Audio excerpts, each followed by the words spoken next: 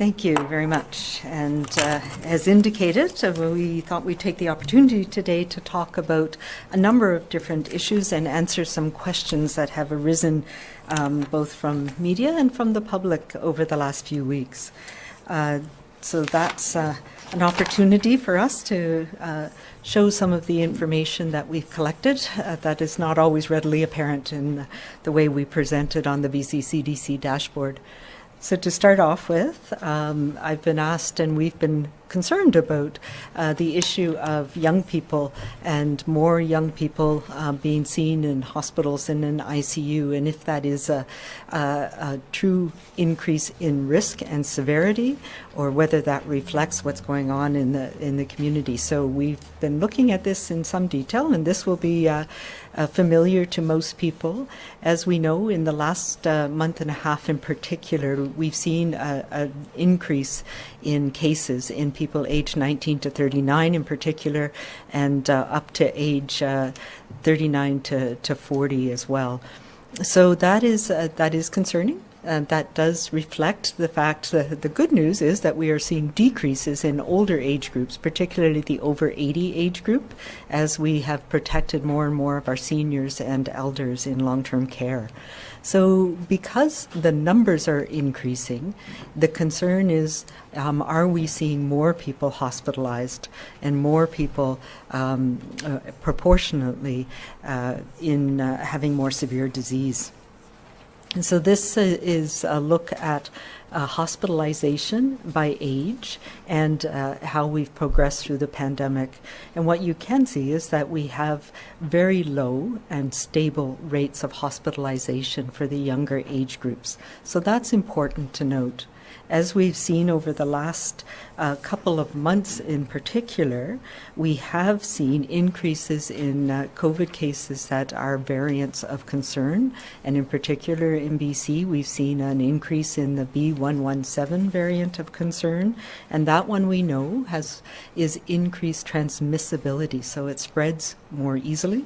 And we've now seen data particularly from the UK, but some other countries as well, that shows that it can have increased severity of illness in younger people across the age spectrum, but that reflects also in younger people.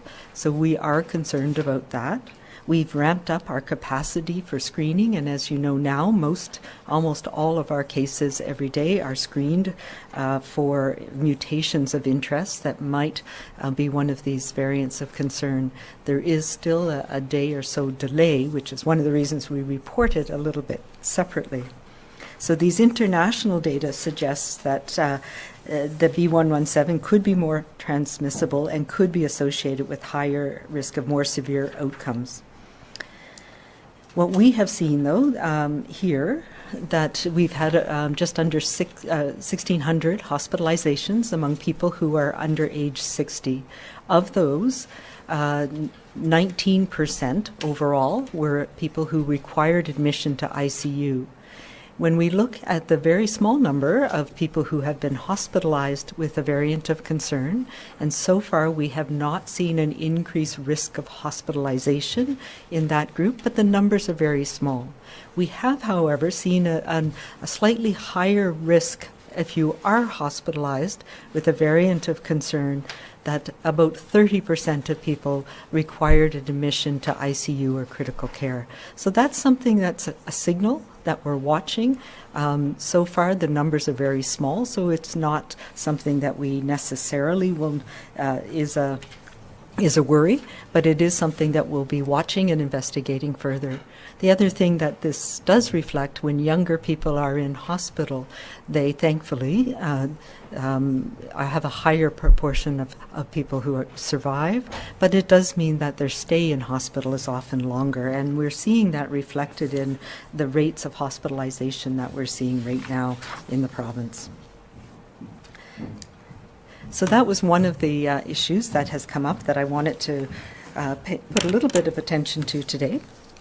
The other couple of questions that we see very frequently, and I just want to say that I am very appreciative. People send me many, many questions, and we try to put answers sometimes through these media briefings, sometimes through the information, the Q's and A's that we put up on the BC CDC website in particular.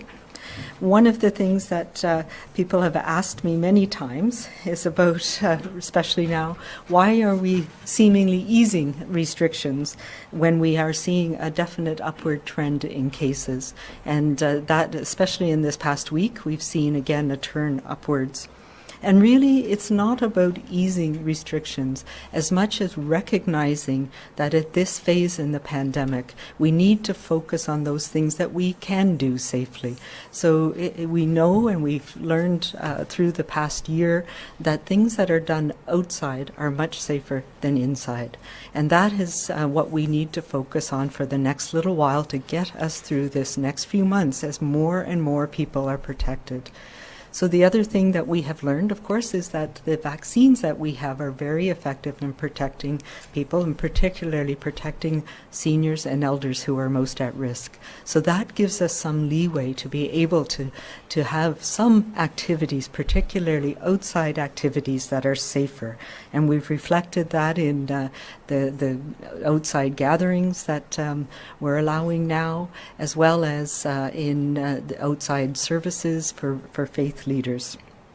I do want to remind people, though, that it is those inside activities that continue to be increasing risk. And I get asked all the time, where are people transmitting and why are the numbers going up? Part of that is because we are still actively following people and making sure that we're finding cases as much as we can, and people are getting tested, and the testing rate now is very efficient. The turnaround time is very low. But also it reflects the fact that we have ongoing transmission indoor settings. And there's a combination. We saw that there's an increase in younger people. So the combination that we're seeing is social events, small gatherings. We know that people need to get together, but we're seeing that people are taking that risk. And unfortunately, with the amount of virus that's spreading in the communities around the province, but particularly in the Lower Mainland, even a small group of people coming together means that you can transmit. So those are the things we need to pay attention to coming through this next few months. The other area where about a third to 40% of our cases are rising are in work sites. And these are work sites across the board. Some of them are small settings, like a small restaurant or a gym. We've seen many different settings where where transmission can happen to one or two people, but then that person will go to their work site.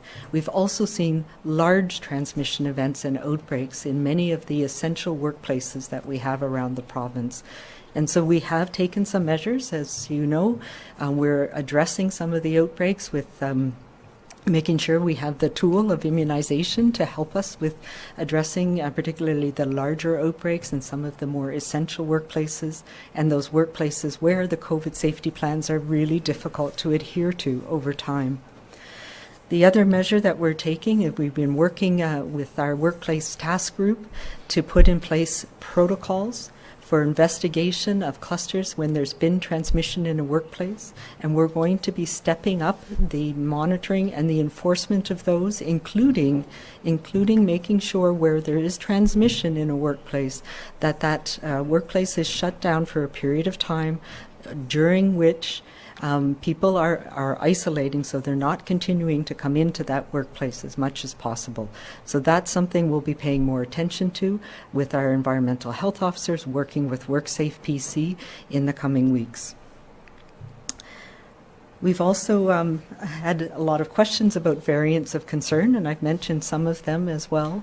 But the bottom line with the variants is they are replacing and taking over the other virus strains that we have seen over the last little while. But we do know that the measures that we take to prevent transmission are the same ones that work for these variants. And we've seen that internationally. It is, of course, a concern where some of the variants that we've seen have issues around increased severity of illness or lead to concerns about whether vaccines are as effective. That is why we need to pay more attention. There's little room for margin for error right now, and that's why we continue to have the focus on restriction of indoor activities. Finally, I know there's been a lot of questions in the last week about things like clinically extremely vulnerable people and the letters that people will be getting in the mail. That list is a very specific list based on risk that is over and above the age base that people are in. So these letters, we focused on people between the ages of 16 and 65 and 69, and that is because everybody else is in the age-based program already, and within the next week will all be eligible for vaccine. So it is people who are moving up the queue because of a health condition that they have. So it's supplemental to the age-based program that we have, and it's based on risk. And there was a very rigorous process that we went through with specialists in cancer care, in genetics, in developmental issues, led by the Provincial Health Services Authority, that identified the categories that we are talking about and the people that received letters or will receive letters in the next few weeks. So those categories are very well defined, and they're that way on purpose. These are specific conditions, and I know many people have been calling my office, many people have been calling others because they are concerned that they are on this list or not on this list. And I just want to say we all need to be patient. There will be vaccine for everybody. And as we move down through the age groups, people will become eligible. And the good news is that is rapidly speeding up in the last few weeks. But there is a process for this clinically extremely vulnerable people that is based on evidence and based on risk. And we'll be adhering to that process. The other question that I've received a lot of course, in the last few days has been around who is eligible for the parallel process of AstraZeneca and the Covishield vaccines that we have, the fridge-stable vaccines. And again, we had a limited amount that we received about 2 weeks ago, and we are focusing on where we can put out outbreaks and address some of the high-risk areas in our communities. And we know, particularly in the Lower Mainland, we've been looking at that, looking at congregate living settings for farm workers. But these are all directed by public health, where we recognize the risk, where we have seen risk in specific communities, industries, and businesses. And you will be contacted directly by public health if you're part of that program right now. As for the part 2 of that, if and when we receive more of the AstraZeneca vaccine or other vaccines, and right now we don't have a timeline on that. We're still getting information from the National Operations Center on when we might receive more vaccine, but it will be in the coming weeks. And we have defined those groups for some people, and we are working on the working out of the other higher groups that were presented last week. I know there are many people who feel they should be in that group of people, but let me just say there's a limited amount of vaccine, and we have based this on a number of different principles, including risk, including societal disruption, and the ethical framework that we have. And it does not in any way reflect the value or the essential work that so many people have been doing across British Columbia since this pandemic started. It reflects merely the amount of vaccine that we have and where we can best target its use to try and minimize societal disruption and to protect and to prevent transmission in our communities. And as we have more vaccine, we'll be expanding that program. But I will remind everybody that we also are moving ahead very quickly with our age-based program, and very soon, within the next few months, those will converge and everybody will have vaccine available. One of the other things that we've been working on over the last number of months has been working with faith leaders across the province, and we've come up with a variance to the gathering and events order that applies to outdoor religious services and faith services. And we've also developed a variance in close collaboration with the faith leaders across the province through a dialogue process led by SFU's Morris J. Wask Center for Dialogue and Dr. Robert Dome.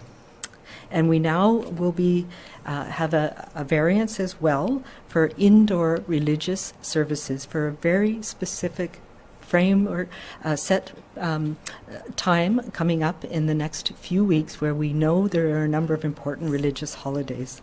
And I'm very, very grateful for the expertise and input that I've got from leaders from a very diverse spectrum of spiritual and faith communities. This represents a first step in the gradual reopening of indoor faith and spiritual group gatherings in British Columbia. It builds on our recent outdoor variance, which permits outdoor religious services for up to people with specific conditions. And we are hopeful that this one-time indoor variance can be extended as soon or after the end of the trial period that we have in May 13th. But of course, it's based on the pandemic and the epidemiologic situation that we're seeing here in BC. So time will tell. The time frame that we have for this variance is March 28th to May 13th for indoor, and that was selected with careful consideration of the very important upcoming holidays across different distinct faith communities in the province. It comes against the backdrop, as we've just talked about, of increasing case counts. And if conditions require us to revisit this, we will do so in consultation again. And I am very appreciative that the faith leaders have expressed that we all have that common goal of keeping people safe through this very, very challenging year. We take no pleasure, of course, in limiting any of the religious community's practices, and we want this to be a success. We want to make sure that we are protecting those most vulnerable amongst us. So we ask as well that people who take place in these both outdoor and indoor gatherings cooperate with their leaders, understand that this is a way of us trying to meet our needs for connection and community, to comply with the public health need that we have to try as much as possible prevent transmission as well. But I have respect and faith and trust in our faith communities that we will continue to work together to make sure that we can do this safely in the coming months. Okay, and finally, I'm going to talk a little bit about another very important change that we're making, and this is in our visitor restrictions in long-term care and seniors assisted living. As you know, there have been no group more adversely affected in our province than our seniors and elders and people who work in long-term care and assisted living. And I am very, very pleased that we are at a place where we can make some changes that will affect people's quality of life. As you know, since last March, we've had restrictions on visitations. We changed those and modified them in June of last year and have updated the guidance as we've gone along. But really, the most prominent priority that we have is to protect those most vulnerable to severe illness. And we know how this virus can be so pernicious and spread so quickly in these facilities. With this added layer of protection, however, that we've got from immunizing the most vulnerable amongst us, it means that we can support safe social connections again. So as of April 1st, to give facilities some time, we've consulted with many of them across the province, and to make sure that we can get these in time for some of the important holidays as well. As of April 1st, all residents will have regular, frequent, and routine opportunities for social visitation in long-term care and assisted living. We know that visits must allow for a minimum of an hour. For some residents, that may be too long. They may not be up to having visitors for that long, but that's a minimum that we need to be able to have for each visitor. Requirements for the single designated social visitor are removed, and now you can have additional friends and family. However, we will be limiting the number of people at any one time, so to 2 visitors plus a child, to allow for visits to grandparents and great-grandparents as well. The location of visits are now changed so that your family and loved ones and friends can visit in a residence room primarily, and will have provisions for residents who are in multi-bed rooms. And of course, the all-important physical touch.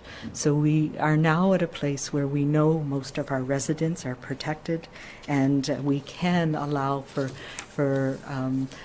that important connection between family and friends and visitors, but bearing in mind that we still need to have infection prevention and control measures in place, and that will mean wearing masks for the time being, because we know that there is still a possibility of transmission, and that not all visitors will be immunized at this point. There will be other restrictions, like only visiting your one friend or loved one and not visiting multiple people. And I think that's a really important one. And making sure that visitors aren't participating in group activities where their risk can spread to others. But we also know that removing some of the social and emotional connections within a facility is very important. So we'll be removing the physical distance requirements between residents so that we can have things like communal dining, small group social or recreational activities for residents. But it will be within a limited place, so not the entire facility if it's a large facility, making sure that we're not taking too many risks. As well, residents will be supported to go on outings with no requirements for isolation when they come back, including outings with family and friends, and removing the requirement for a 14-day isolation when somebody is admitted to the facility, and making sure that we're stepping up the immunizations of people who are awaiting placement in long-term care. As we know, outbreaks have decreased in long-term care and assisted living, and as a matter of fact, we have only 3 now. But the rate of transmission in our community remains very high, and in some cases is increasing. So we need to make sure we have safety precautions in place. That means minimizing interaction between residents and visitors, making sure that we have adherence to infection prevention and control, screening out of people who are ill, monitoring, signing in, so that people aren't putting people at unnecessary risk. The reality is that it is likely we are going to have more outbreaks in care homes now that we're allowing more people to come into those care homes. But we are at a point where the benefits of having those social connections and interactions outweigh the risks, and we know that we can manage those risks with the vast majority of residents and staff now being protected with immunization. So as I said, social visitation will still have some restrictions in place around advance booking and screening, etc. So these changes are effective starting in April 1st, and we'll be looking at them and revising them as needed over the next few months. And we're committing to looking at how we can expand them by at least June 30th, depending on how things go with our pandemic. So we will be posting the updated visitor and infection prevention and control guidance very soon, and continuing to monitor so that we can support staff and residents and families and communities to make sure that we're doing this in a safe way, and we will review and evaluate the restrictions as we move forward. I think this is an incredibly positive step that many families and care homes have been waiting for some time. We are in a very challenging place, as we know, with the pandemic across the province. In some communities, rates are increasing quite dramatically. So we will need to take this slowly, but it is an important step forward to being close again and supporting our seniors and elders who have suffered so much in this pandemic. So I'm going to leave it at that. Lots of bits and pieces today, and turn it over to Minister Dix.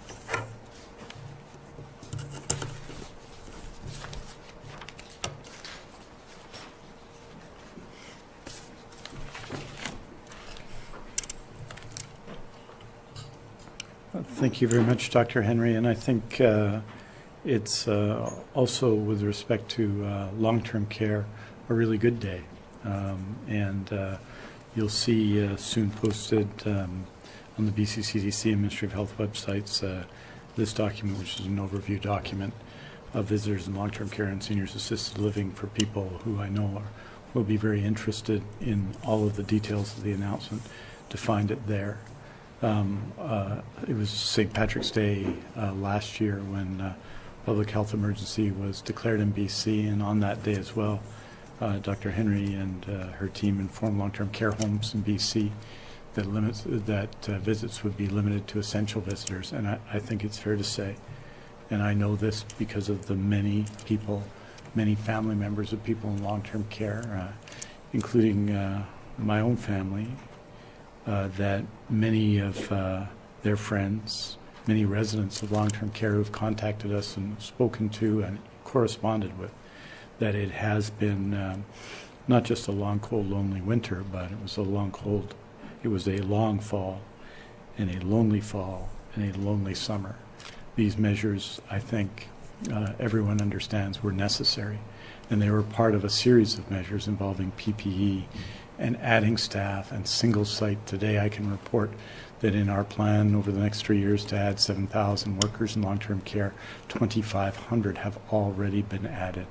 This extraordinary measures by health authorities on more than 100 occasions to send in teams to facilities with public beds and private and not-for-profit and for-profit facilities to support staff there, and the long list of measures in support of long-term care and efforts in support of long-term care that, of course, include, most importantly, the extraordinary commitment of staff and of families and of the residents themselves in trying to make the best of what has been an extraordinary and difficult situation. So I am,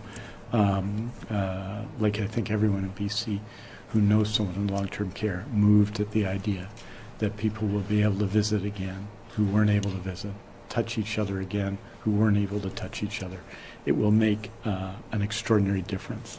And our commitment, I think, that goes beyond the government to society as well, is to continue to make not just life, to improve the safety in long-term care and to ensure that people live longer in long-term care, which is happening, but that we live better. That should be our commitment to one another, because even if our family members are not currently in long-term care, or we are not in long-term care, that day almost certainly will come for every family in BC.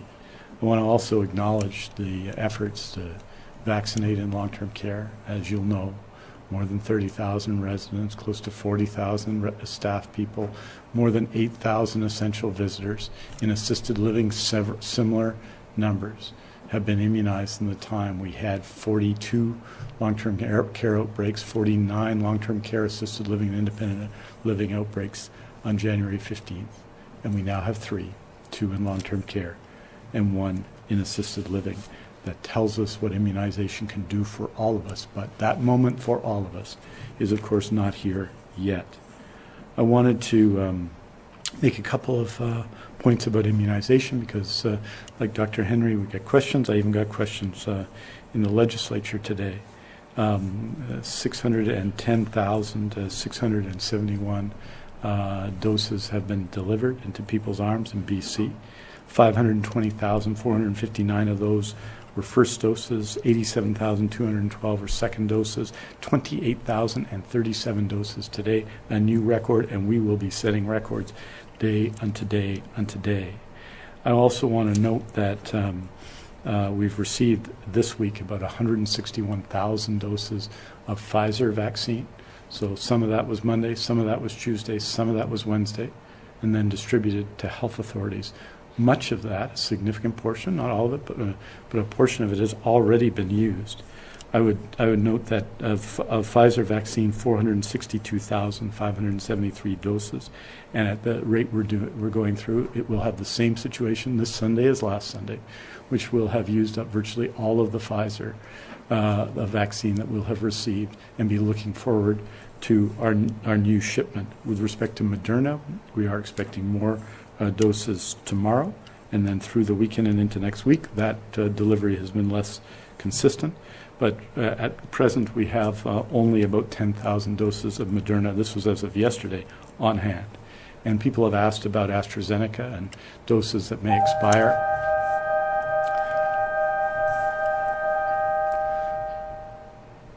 Doses that may expire of AstraZeneca on April 4th. Those doses will all be used. Already, more than 22,000 doses have been used, and we're well on our way, as all of you know. In short, the immunization campaign that's been led by our whole team, the team in public health, the team led by Dr. Penny Ballum, the team led by Deputy Minister Steve Brown, has been nothing short of exceptional. When vaccine comes, it's delivered as it should be, and it's being delivered to those who are most vulnerable, and we see the impact of that in long-term care, and I am proud of everybody involved. I want to say, finally, just a couple of more administrative notes. As you know, at noon today, people 75 and above, born in 1946 or earlier, were invited to call Regional Health Authority call centers. We've been receiving large numbers of calls, and the turnaround, I think, in general has been very good. On Friday, March 26th, that will be people 74 and above, born 1947 or earlier. As Dr. Henry noted, those who are clinically extremely vulnerable will receive an invitation letter to book. We'll start booking on Monday, March the 29th at noon.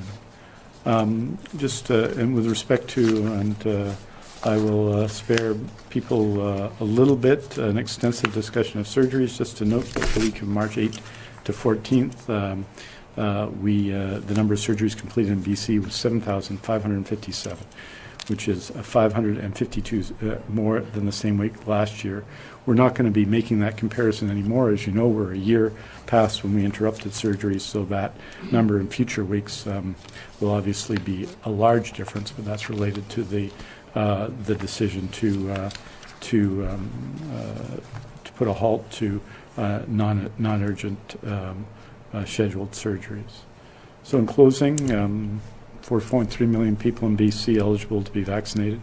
523,459 have received their first dose. That's 12.1%, 7% of British Columbians vaccinated with their first dose. And with that in context, we had hoped that that number would be 10% by the end of March, and so we are ahead of schedule of what we had expected, but obviously 12.17% is not close to community immunity.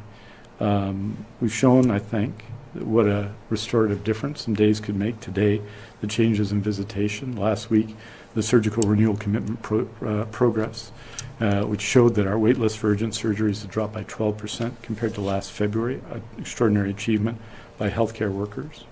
We've shown, and we're going to show, I think, working together, that it's possible to have religious gatherings outside. Dr. Henry talked to that on Tuesday. And that we're going to show, I think, during these important religious holidays coming up, that some coming together is possible. But let's, be clear. The level of transmission in BC is way, way too high. And we have to collectively do something about that.